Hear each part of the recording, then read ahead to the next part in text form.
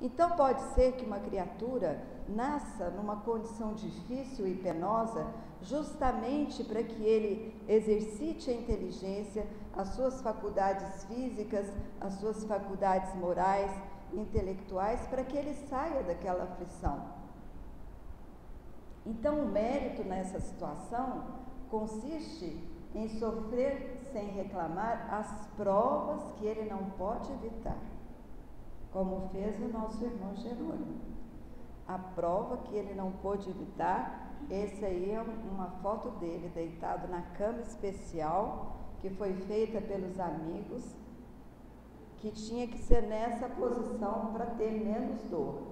E além da cama ser nessa posição, eles ainda colocavam no peito dele um saco de 30 quilos de areia, para diminuir a dor.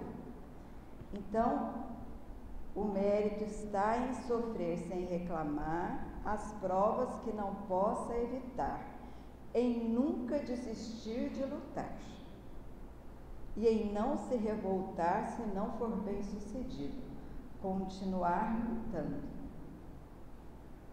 Jerônimo dizia que nessa luta contra a doença, o objetivo dele era vencer e nunca ser vencido.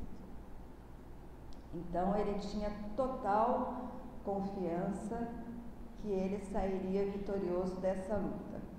Porque quando Jesus falou bem-aventurados os aflitos, Jesus não estava fazendo uma apologia ao sofrimento, ele não estava nos aconselhando a cultuar o sofrimento. Não, ele estava nos esclarecendo que todo sofrimento tem uma causa e uma consequência. Estava também nos acordando para a nossa realidade espiritual, que nós não somos apenas este corpo físico. Então, quando a pessoa tem uma aflição que ela não pode evitar, e ela recebe essa aflição com toda a dignidade, se esforçando o quanto ela pode para superar, nós temos um exemplo de aflição por expiação, ou seja, ela está passando por uma expiação e deve lutar para superar e sair daquela situação melhor do que entrou. Temos também a aflição por fanatismo.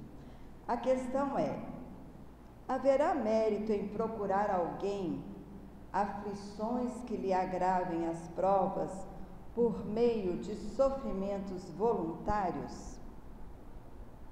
E os espíritos respondem: sim, há grande mérito no sofrimento voluntário, se o sacrifício que a pessoa se impõe servir de bem para outra pessoa, se for útil a outra pessoa, e não se o beneficiado com o sacrifício for o próprio sacrificado. Então, o que nós precisamos aprender a distinguir é que sofrimento que eu posso me impor que seja útil, porque sofrer inutilmente não tem razão de ser, né? É uma coisa completamente desnecessária, porque em relação à nossa vida pessoal, o que Deus espera de nós é simplesmente que nós aceitemos as nossas provas com fé, com coragem, jamais enfraquecendo o nosso corpo, porque o corpo precisa justamente do contrário. O corpo precisa ser fortalecido para superar as provas. Então, torturar-se, martirizar-se, é ir contra a lei de Deus, que nos dá condições de sustentar e fortificar o corpo. Então, a autoflagelação, a martirização, o enfraquecimento do corpo sem necessidade é um verdadeiro suicídio. Mas as pessoas ainda fazem isso. É a aflição por fanatismo. Essa foto, por exemplo, ela é foi copiada do jornal Zero Hora do dia 26 de fevereiro, sexta-feira passada. Esse rapaz, o estudante Diogo Luiz da Silva, de 25 anos, andou vários quilômetros engatinhando para provar a sua fé. Tem meios mais úteis de se sofrer? Claro que tem. A automortificação é contra as leis de Deus. A autoflagelação é uma ignorância, com perdão da palavra, mas é uma ignorância, porque com tanta gente precisando de ajuda, precisando de consolo, precisando de conforto, e as pessoas perdendo tempo para engatinhar, para provar a fé, pelo amor de Deus, né, gente? Faz favor. Nos nossos dias já não tem mais espaço para esse tipo de coisa.